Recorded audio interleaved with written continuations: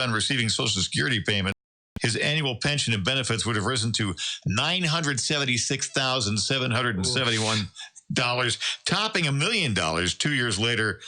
And the California Foundation for Fiscal Responsibility's Marcia Fritz said this guy would be our first 7-figure retiree. Little town in California. Wow. So, yeah, incredible. And that's the type of stuff that if you're not paying attention, that's exactly what can happen.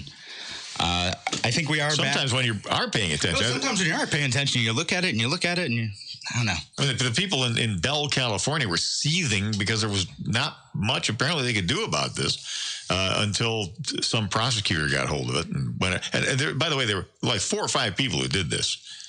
They were making, $30 grand a year, and they increased themselves to slowly creep up to like $500,000 a year. That can happen all the time, and that's why again you got to look and you got to look closely when your local government is trying to do things.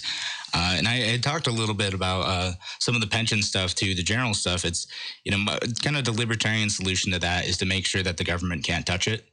And it's a pretty simple solution that I think a few people might get upset with. I think people on the left might get upset with, but the simple solution is like, okay, make it a benefit plan where it's going into a 401k or some other similar device. It's like, so you get it, it goes into there, and then the government cannot touch it.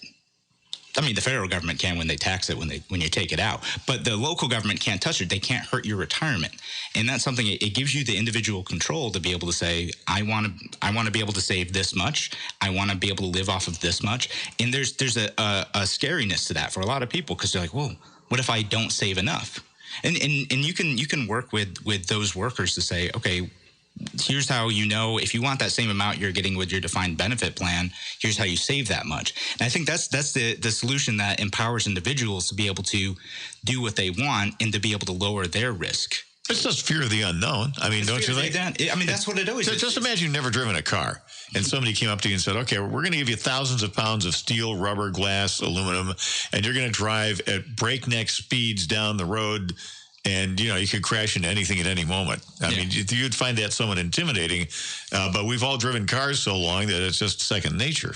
Yeah, exactly. But if you're not used to being able to manage that, if you're being told like, oh, I have this pension and it's always going to be there, then that's terrifying. But, I look at other situations, even private situations where like I have relatives who worked at Kodak and they weren't able to keep their pension forever. And it's terrible that happens, but instead you're able to, again, you can educate folks on what that is and what that means, and the unions can still be around. I'm not going to discount the unions. They can still be around to get that, the companies or the government rather contribution to that to be sufficiently high to be able to make sure that your workers' needs are met. I'm not talking about like leaving them high and dry. I'm talking about making sure the government can't hurt people afterwards or take back their decision and renege on their agreements. And also, this ultimately gives you freedom over your future. Right. It gives you freedom and control over your destiny and what you want. It's not in the hands of third parties that you've never met. Exactly. So that's one way that libertarians can empower individuals who are government workers. And again, I start out with interesting ones like how do we help government workers? How do we help people who are working for our towns and cities to make sure that they are able to live better lives through giving them individual control over their retirement? And so there's a few of these areas in which we can think about, all right, how do we empower individuals? How do we pull back regulations? How do we think about what the libertarian solution to some of these local issues are, right? And again, at the town level, most of the stuff that's going to go on the town or city level is going to be maintaining local roads. It's going to be setting zoning laws. It's going to be setting property taxes in some cases, although sometimes that's with schools. It's going to be doing property assessments too, which is a fun way that towns love to increase your taxes. You don't need to increase taxes. All you need to do is say your property's worth twice as much. They've got all the tricks, don't they? Yeah, they do. It's amazing. So that's what goes on the town and the city level. It's a lot of that type of stuff. And there's a few other regulations that go on and different laws. Most of the crime people think about marijuana laws or they think about gun laws. Most of that stuff goes on at the state level. That's where most crimes are enforced. Now, that's not to say that you can't do that you're not able to do anything about those laws, and we're going to get to that in a moment. At the county level, at least in New York State, what happens a lot is that the counties, most of their budget and most of what they do is set by the state. Right? It's if you get talking to any county legislator long enough, they're going to complain about unfunded mandates. It happens every single time. By the way, that's about to get a lot worse too. With this the voting rights thing. The costs of that are foisted upon the county governments, and it's a multiple of what the government's going to afford. Yeah, and that's what ends up happening is that the state will do this thing, and they'll say, okay, well, we're now going to reform how this process happens, and oh, by the way, you're going to pay for it, figure it out. So some of these counties, especially some of the lower resource counties, the more rural counties, they're like, well, what are we supposed to do with this? How do we comply with this? And some of these counties, they end up having nearly 100% and sometimes even in excess of 100% of their budget controlled by the state. They're not able to actually do anything on their own. They're rubber stamping what the state's agenda is. And they literally have no choice but to impose, draconian, jaw-dropping tax increases. And they sure do, which drives more people out. And then there's situations even worse. So they ends up compounding the problem. So there is an interesting libertarian solution. This one's a little bit tougher, but there's a solution to be able to resist some of these unfunded mandates. And I know Genesee County is working on this a little bit, but it's counties can pass resolutions saying essentially that they're not going to comply with some of the unfunded mandates, and that they're able to say, like, look, this provides an excessive economic burden on our county. We're not able to deal with it. We need relief from this. And right now, it's kind of at the point where counties will protest about it loudly, but a lot of them are a bit shyer to allow legislation to be able to actually say something about it, to make a statement, or to act on it, much less act on it. And it's interesting. So some of the things I've heard is like, well, the state charters the counties, and the state also says if the counties can collect sales tax. Right, so if a county has sales tax and they want to be able to do something in kind of defiance of the state could just say, well, we're going to take this tool away from you. Now, I don't know if I would mind sales tax going away too much, but I get why some people get freaked out. Someone told me that. I was like, well, yeah, what's the problem? But a lot of these county governments are like, well, we got to pay for stuff. I'm like, do you though? But that's the issue. When you have these unfunded mandates, they're like, well, we don't have a choice. We have to bring in this revenue somehow. So what do we do about it? So you can do what's called home rule bills. And there's a couple interesting things going on in this area. One is kind of that economic thing, right? So it says like, okay, we want to either shift these resources back to the state because the state is the one saying that we have to do this. That's one way of doing it. Or we're not going to do it, or we're going to do it in a different way. So you got kind of three different options there, right? So county governments can go in and try to find creative ways to either just say they're going to do this, or to work with the state government to say, like, we need relief on this, and the state legislature isn't acting on it. It's an emergency. We need to fix this right now. So you can do a home rule bill and say, well, the way we implement Medicaid isn't working for us. We need to reform that process. We need to streamline it. We need to cut costs, and some of that's going to be in defiance of state law, and we're just going to do it. So that it's a risk for counties to be able to take, but that's kind of one of the bold solutions that libertarians could propose to say, like, look, this type of governance should be happening at the local level. Why is the state dictating what happens in Monroe County? People out in Albany have no idea what's going out in Rochester. People in Albany don't know what's going out in Avon, in Livingston County. How would they know what life is like out here? The bureaucrats who they don't know and they don't care. No, they don't know and they don't care. And that's one of the things I really appreciated when Larry and Andrew were running, is they talked a lot about this kind of home rule philosophy. It's not splitting up the state. It's just a matter of the state government can't and doesn't want to know how things work out in areas. They can't possibly have the knowledge of how things work in an area where they don't live and they have no experience. So why shouldn't these counties be able to have greater independence to be able to operate in a way that makes sense for their town and their county government? And I think that's an excellent libertarian idea that a lot of independent people can get on board with. And I think even Democrats could get on board with some of these ideas too, because they want to deliver services more effectively, and we could say, look, if you want to deliver services more effectively, here's what we got to do. This isn't working right now. Governor Cuomo doesn't know what works here. let's try a different path. Well, as I said before, he doesn't care. And basically, the view from Albany is that the counties are essentially revenue gathering units for the state government, are they not? I mean, that's what a lot of it is. And that's true, by the way, of both major parties. Yeah, and I'm not letting Republicans off the hook either. The Democrats happen to have control over both houses in state government right now and the governorship, but the Republicans will do the same thing too. And I think if they were in office, they would take for granted the resistance to the system that's starting to build.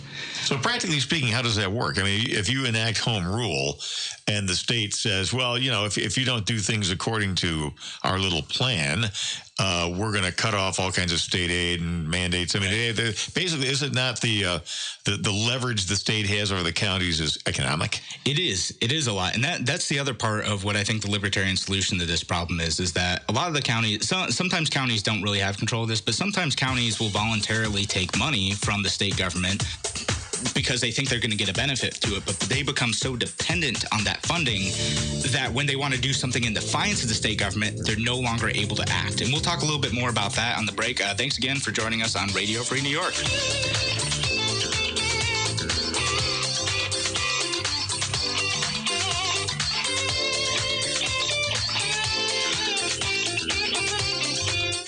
You're listening to the voice of liberty. WYSL. AM 1040 Avon, Rochester, FM 92.1 Rochester, FM 95.5 Spencerport, and WYSL1040.com everywhere. Why do businesses choose to move their website from Wix and Squarespace to SimpleTech Innovations? Maybe it's their excellent customer service or attention to detail.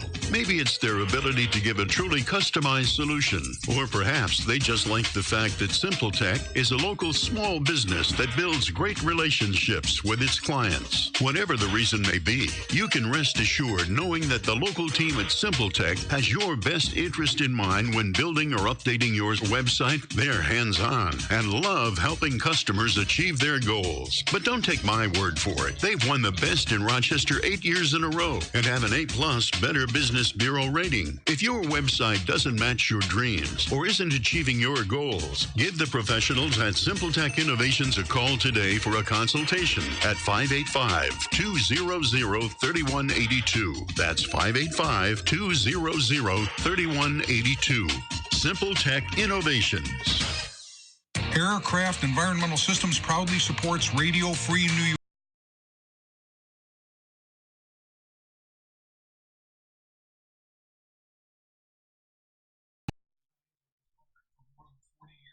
Industry pioneers, we created the first ever fleet of temperature, humidity, and altitude test chambers available to rent coast to coast.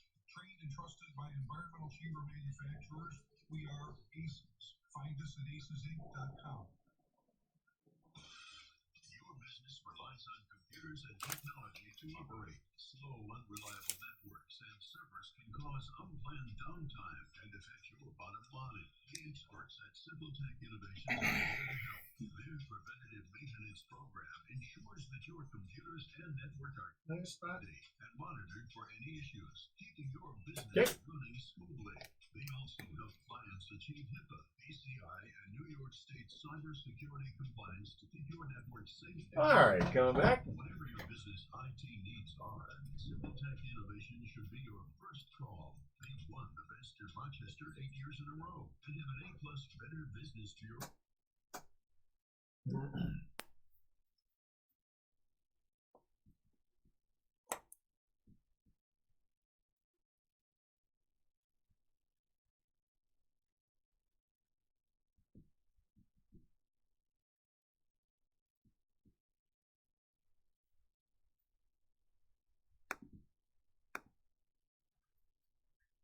And in for Andrew Hollister, who is learning to zoom around on two wheels today, we have Kevin Wilson. Howdy, howdy.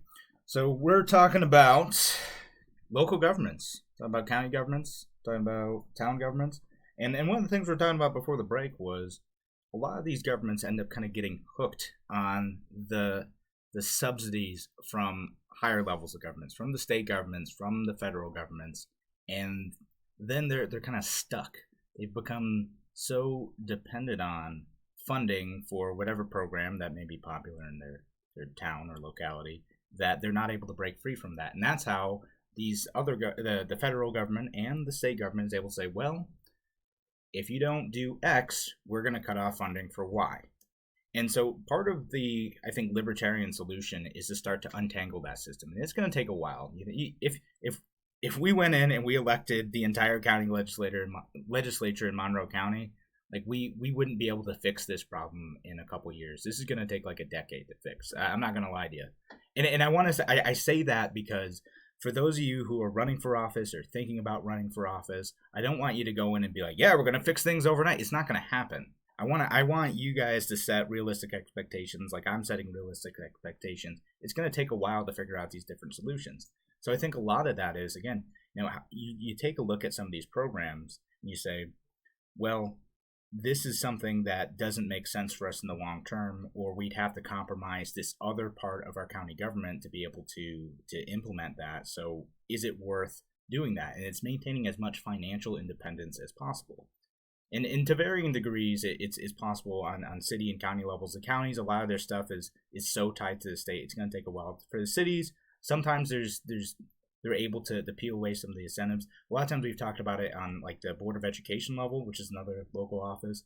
It's they take these funds from the federal and state government to implement the Common Core program, and suddenly when they want to change, the state's like, nope, you can't do that. You said you would do this, and if you don't, you're getting your funding cut off. So what do you do? And again, it's finding ways to make your municipality financially independent and financially sustainable, which is one of the key platforms of the Libertarian Party. It's sinister and it's cynical because what's happened with these municipalities is, again, financial pressures have been applied from above, from the state, with all these unfunded mandates, like we mentioned the voting thing. Yeah. And then along comes the state and says, oh, look, having a little problem balancing the books, little town of, well, you know what? We've got this wonderful program. We got a grant here for you. That's right. All you have to do is agree to. So it's a Faustian deal. That's right. So you got to look at, again, what are the long-term consequences of that deals? And, I don't know what the situation is for your town, but I guarantee that your town is doing something. And sometimes it's infrastructure, which is a popular one and something that like a lot of towns and counties desperately need. They need infrastructure funding. They see what's happening. But what happened last time around when a lot of the current roads and bridges that we got built is the federal government or the state government would come in and say, hey, look, we're going to give you all this money, and all you got to do is pay for the maintenance. And people are like, oh, great, good deal. And now they've overbuilt, and now it's like, well, shoot, we don't have enough money to pay for this maintenance. We thought it would lead to a lot more growth than what ended up happening, because they weren't thinking about what happens 40, 50 years out. They're thinking about what happens a few years out, 5, 10 years out. So taking that long-term thinking, and now they're at the point like, oh, okay, now we desperately need more money. So they go back to the state and federal governments. Okay, we need more money. All right, well, we give you your money. You're going to need to do X, Y, and Z. I mean, it's an interesting way because this is a bit of an older phenomenon, but that's what happened with the DWI settings, the blood alcohol content for DWI in New York State a while ago, that the feds cut off the federal highway funding for New York State because they wouldn't lower the blood alcohol content to 0.08. But it's and maybe in that situation it's good, but it's that same type of deal, is that they use that funding to control your town. So you need to think about, okay, if this town had to operate independently, could it do it without those funds? Does it make sense? Are you able to build a town that or city or a county that's strong enough to be able to operate independently of that? And what is the trade-off for taking these funds from the other governments? Which, again, you're still paying for. I do want to remind you of that. The way it's so funny, the way some of these municipalities talk about paying for stuff, they're like, oh, well, we're not paying for it. Right. The federal government's paying for it. I'm like, well, no, they're not. Listen, I'm still paying for it. Right. You want to know who's paying for it? Go look in the mirror. Yeah. I mean, I think haven't people gotten past that a long time ago, though? I mean, most people, when they hear government saying, well, it's it doesn't cost us anything. Well, no, the voters realize it always costs them something. Government has no money. Yeah, they always kill me. Oh, it's not going to cost their town anything. I'm like, well, who's going to pay for it? Is it going to come by magic? Like, what's happening? And then there's a corollary to that, too, and that is, if we don't go for our share of the money, it'll go somewhere else. Right. Yeah, that one drives me crazy. It's like a tragedy of the commons type of thing. It's like, well, there's this pool of resources. If we don't take it, someone else will take it. So we need to take it as fast as we can. And again, at the end of the day, that pool of resources is just your and I's money. That's what it is. It's taken from us and just distributed around in different ways so we can all pretend that it's not coming from us. and we're encouraging, by the way, that pool to get larger and deeper because, if you reinforce bad behavior, what do you get? You get more bad behavior. And we sure do. And again, it just provides bad incentives to not think about that long-term funding. And I think that's something, again, related to the pension thing and also related to the infrastructure thing. I think the solution that Democrats, Republicans, and independents would see the benefit of having a libertarian elected office is that we think about some of the long-term spending consequences, right? It's like, not only do we want to keep taxes low because we realize anytime you tax something, it takes money out of the pockets of families that they could otherwise be spending on your town instead of having it go to Washington, D.C., Albany, or, even used in your town too. It's like, are they using that money effectively? We want to keep that as low as possible because we realize that the consequences of that. And we also want to look at what happens not just 5 years, because I've seen people say that, like, oh, well, in 5 years, this is all going to work out for us. And like, yeah, okay. Is that still going to be the case? Are we going to have this long-term liability 10 years from now, 20 years from now, 30 years from now? What happens then? We've spent all this money on infrastructure. We've invested, we've promised all of this funding for pensions. Is that going to be sustainable in perpetuity? Assuming that the government's around that long. And I think most people would say, yes, they do hope the government of their town or village or county is around that long. So one of the things that libertarians could bring to the table is that, and it's something obviously Republicans want too. They want to be able to keep their town functioning. They want to be fiscally responsible. At least they say they want to be fiscally responsible. And that's more like it, I think. They would like to signal that they are fiscally responsible, and I think the job that libertarians can play in our state is that we are going to actually hold their feet to the fire to make sure that, no. You're not being fiscally responsible here. You're not thinking about this long-term solution. You're not thinking about next week's solution half the time, too. How do we make it sustainable? And how do we be responsible? And the Democrats, they also want both effective governance, which I think is, I'm being very generous to them, but they want effective governance, and they want to be able to increase the quality of life for people in their municipality. Again, being as generous as possible with Democrats, I think they genuinely want to see that. And I think libertarian solutions bring that as well. But isn't, I don't want the message to get lost here, though. I mean, yeah. Is it not the mantra of libertarian, large, uppercase L, to reduce government and the government's role in our life? It is, and to me, I think that is not necessarily contradictory with Democrats to say we want to improve the quality of lives of people, and the solution is different. The solution for us is, hey, look, we can prove that deregulation, that lower taxation improves the quality of life for people in your town. It improves racial equality. It improves the lives of people living in poverty. It improves. We have criminal justice outcomes that we think about, and you're able to do more things with the money that are in the town too. If you want to do things like have parks or have community programs, right? Just thinking about this on the local level.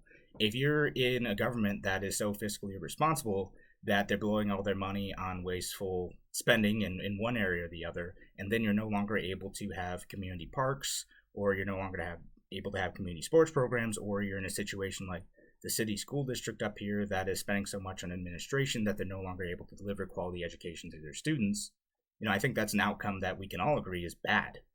And so libertarians should try to advocate and get in the office and present those solutions and say, look, if you keep going down this road, you're not going to achieve the outcomes that you're looking for. And I think that's really important. Again, it's not about growing government, and I don't want to do that. I think there's some legitimate functions for town governments too. Probably many as the Democrats think, but I think we can, if we start shifting the Overton window and shifting the narrative about, again, how do we let people be as free as possible and only stopping behavior that harms others or steals from others? I think we can start to find a lot more solutions there. And also start to think about, like, well, maybe the government doesn't need to do this. Maybe this is something that should absolutely be a private thing. And actually, one of the things I want to talk about, too, I had on my list is, okay, let's say we do want to invest in infrastructure, we do want to invest in schools, we want to invest in whatever. Instead of having that come from taxpayers directly, can you have it come from sponsorships? That's one of the things, again, I love Larry and Andrew talking about this. They always talk about, like, could we take the Tappan Zee Bridge or another bridge and get Verizon to sponsor it? Could we get some bank to sponsor it? And so they're saying the name of the bridge over and over again, but it pays for the maintenance of that bridge. You could do the same thing on the town level, and there's a lot of interesting solutions that are popping up out of that, some of which is sponsorships. They'll say, okay, we're going to name this park and allow some company to be able to put stuff around the park, and that'll be it, and they'll be able to advertise. Part of it is privatization. Actually, I attended a really interesting thing about Central Park the other day, and I found out that Central Park in New York City, about 75% of that is privately funded. I always assumed that was all just New York City government funding all that, right? But turns out in like the 60s or 70s, they let it go completely. They did. Yeah, so the private sector had to take it over. Exactly. It was being so botched. That's right. So they ruined it so much that now the private sector took over. And I think there's a lot of interesting solutions there too. Like, how do you build up a volunteer corps to be able to take care of these community assets that you like? I like my parks. How can we get companies and individual and private volunteers to be able to take care of that and make it so it's not funded by taxation, it's not managed by government, it's volunteerism in action? Kevin Wilson is your host for The Most on Radio Free New York this Friday. Thanks so much for joining us, and we'll be back after the break.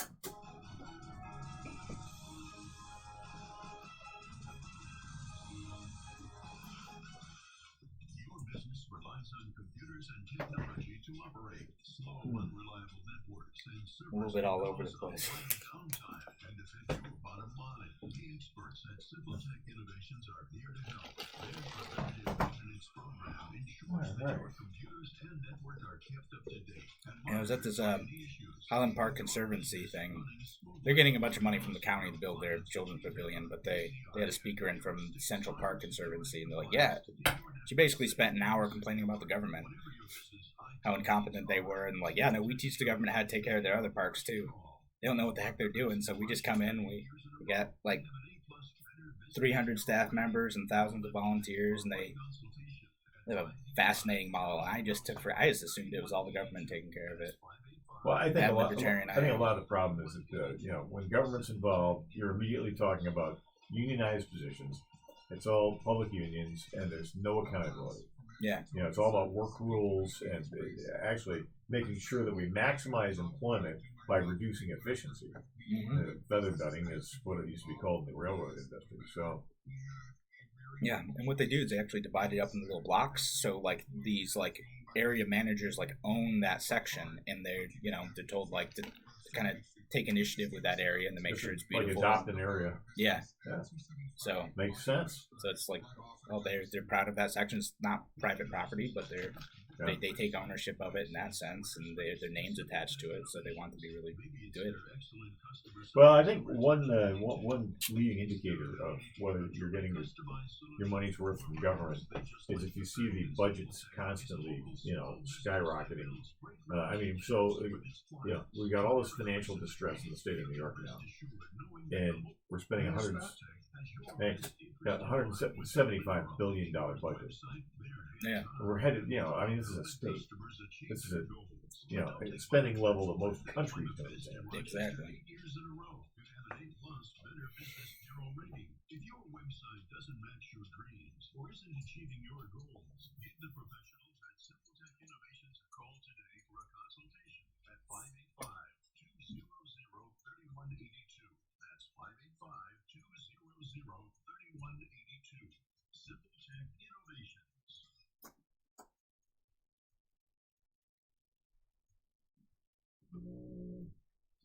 And we are back with Kevin Wilson. We were just talking in the break here. I think one danger signal you can look for in government is constantly increasing spending levels. Now, we got the IRS out there bragging about how revenues are up to record levels. What that means is they've vacuumed your wallet.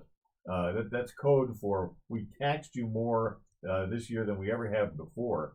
That does not equate to good government, generally speaking. It's almost an inverse relationship. Look at New York State, $175 billion budget.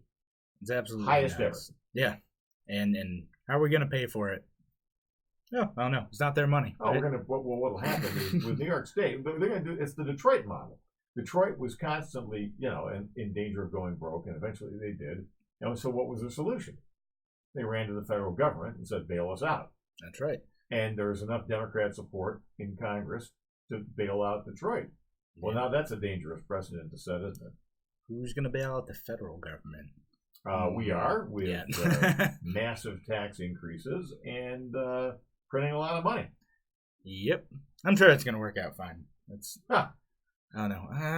Well, I don't think I'm old enough for that to work out for me. Gosh darn it. Yeah. Social Security's running out at, 2035 now? That's not going to work. Well, this is before I retire. This is the sickness with a $22 trillion debt load. Is basically what we've done is we've figured out a way to tax future generations. We just shove this thing down on our kids and grandkids. Yeah. Not our problem. Someone else is going to pay for it. Thanks, guys. They will curse our names. Yeah. So, unless they figure out how to also make their grandchildren pay for it and kick the can down the road a little bit. So, how's that working out so far? Yeah, eventually. Eventually, it'll come home, but maybe not for me. Yes. Maybe not for my children. Maybe my grandchildren. Just the wrong We'll see. Yeah. So we're just talking about different types of funding, different types of privatization. I always cringe, as you said, when we've collected more revenue than ever. Like, why is that a good thing? That means you've stolen more of my money than ever. And I hear that at every level, but there are, as I said, other revenue opportunities out there. I think there's opportunities for private management of local resources, and I think that's a great libertarian solution. That the Democrats will like it because they get to keep their resources. The Republicans will like it because it's fiscally responsible, and it's something that's ends up being a lot more sustainable without using coercive taxation to do. And then there's other things like you'll see people will use like Verizon's had a habit of using city infrastructure to put out their 4G stuff. So that's another way to monetize your infrastructure that a lot of town governments don't necessarily take advantage of, right? So that's another way to say, okay, we're going to let this company pay for street maintenance because they're going to put their things on telephone poles or whatever, or street poles. And that frees up more money so we don't have to raise taxes, or, well, gosh, maybe we could lower taxes. Wouldn't that be great? Yeah. I don't recall seeing that any time in the recent past. Lowering taxes? No. Oh, no, it never happens. So what ends up happening is like, yay, we have more revenue. We're going to do a new project now. Come on, we just got... Let's spend some more. Yeah. Look how much money we have. So that's one of the other solutions that I think libertarians could advocate on the local level. I do want to get to a fun one though, because it's so interesting seeing a debate happening here in Monroe County over what you're allowed to do on your own property, right? So there's a debate in a little town in Monroe County called Parrington about whether or not chickens are allowed in your backyard. And that's one of those things that's in the zoning code right now. You have to get special permission from your town. Parrington, for those of you who don't know, it's a kind of rural-ish town. It's a suburb. Yeah, it's a suburb. It's a bit spread out. There are denser areas and there's more spread out areas, but it's really difficult to get chickens in the town of Parrington. And what's funny about that, what I find really funny about that is not the case in the city. In the city of Rochester, basically all you have to do is tell the city government that you have chickens and say that you have shelter for them, and they're like, all right, cool, you can have up to 30. Go nuts. It is odd.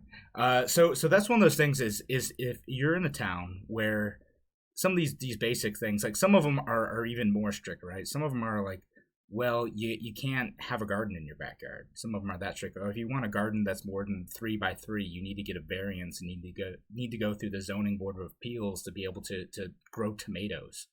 And so look for some of those town laws, because some of them are bizarre. And even if they're not enforced, I think it's worth repealing them, and I think it's worth pointing out, because the way a lot of these small town laws work is it's not enforced until they want to make someone mad, until they want to get back at someone. That's how it goes. It's like, well, we're not going to bother you, but if you're raising a stink about something, well, then we're going to send code enforcement to go attack your, to fine you for your garden or your backyard chickens. The other fighting parents over, your fence, whatever. So some of these things is you look at some of these codes and it's like, it's not even reasonable. Why are you defining all of these specifications for your town? I think there's some reasonable zoning stuff, right? Like you wouldn't necessarily want a factory in the middle of your suburban neighborhood. Okay, that's fair enough.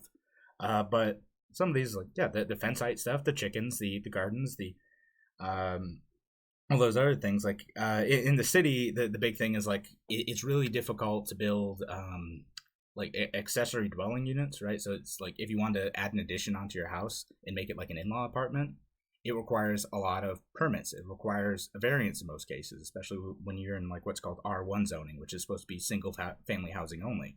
And so both in the city and in the suburbs, it ends up being difficult if you want to be able to expand your house just a little bit to be able to have your in-laws live there. So maybe you have someone in there so you can take care of them as they're aging. Maybe you have younger children. They can also help you take care of your kids. And, it's also an asset that later on gives greater value to your house and provides more housing, right? You've now suddenly got a duplex on your hands, right? So this is one of those things. Is a small deregulation of just making it easier to expand your house could increase the quality of life for people living in your town, and something that a lot of people would appreciate it. I don't have enough time to get into all my other zoning rants where, because it's so hard to build housing in some places, the housing prices end up going up. It's not as bad in the Rochester area, but when you look at some of the bigger cities, New York, San Francisco, things like that, it becomes so difficult that housing becomes scarce.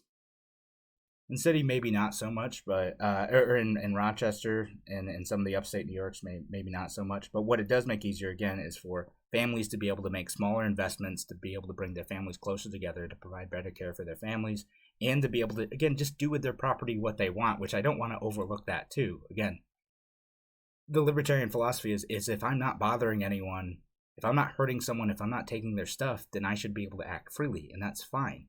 And busybody governments want to go in and say that I'm not able to add on something to my house, that I have to get the approval of some, bureaucrats to be able to build a shed or something like that, something that's not going to bother anybody. If I'm building, a 50-foot radio tower in my backyard, I could see why some people might be freaked out by that. I get that. But so, some of the small stuff that the government wants to regulate, so why do they need to get involved in that? So libertarians, big L libertarians, and your small L libertarian Republicans and libertarian Democrats, that's one of the areas where it's just everyday nuisances that make things difficult. And another thing related to that too is like signage too. Man, I saw a fight in my neighborhood. This guy wanted to build like an 8-foot sign on his building, something barely noticeable in the context of the neighborhood, and it was a fight about it. And you have to go and get permission from the government to be able to put this sign on a building that this person owns for the business, to be able to tell people that they're there. They wanted to keep it to a really tiny sign that you couldn't see from 20 feet away. That's pointless. Yeah, it's totally useless. Not going to identify the business in any meaningful way. I think what happens is once it's when you got a hammer, everything looks like a nail. Exactly. And so these people are empowered, and so they see this as their jobs, and they kind of go nuts with it. They do, and they love being power hungry about it. They have a small amount of authority, and then they'll take it and they'll run with it. And I love to think that most people aren't out to do that, but you look at the results, and that's what happens more often than not, and it's incredibly frustrating. And a lot of people don't realize it until it happens to them. I talked to a neighbor, and he's just like, man, I had no idea how much wrangling I'd have to do with my city government to change the roof on my garage. It took months. It took him 4 months to do. Why? I'm like, man, you got me. Like, I want to change that. And it's like, yeah, no, how is this even a thing? I had no idea. Is this what happens with everybody? I'm like, yeah, pretty much. And so it's that day-to-day quality of life stuff that libertarians can go in and start to correct, and people appreciate it, because you take for granted the power that is given to your town and county and local governments, and how much power they're able to exercise over you when you want to be able to just exercise your freedom in a normal, non-intrusive way. It is your property. It is. And all right, so I know we're getting a little bit closer to the end of the show. I didn't get to talk. I didn't get to talk too much about like making counties safe act sanctuary counties. You can have DAs not enforce stuff. The counties could say that they're going to opt out or make a low priority enforcement for things like the Safe Act for gun owners who aren't compliant with that law. So that is certainly an option that you can do to varying degrees. But what I want to encourage all you to do is that if you're thinking about this, go to your local town board meetings, start thinking about running for office, start thinking about some of these small laws that impact people on a day-to-day basis, and get involved and start running for office. Thank you, Kevin Wilson, for filling in for Andrew Hollister, who should be back on Monday, and have a great weekend from Radio Free New York.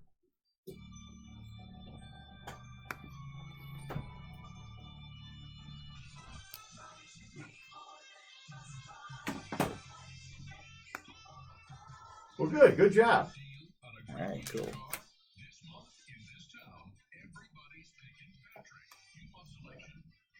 Well,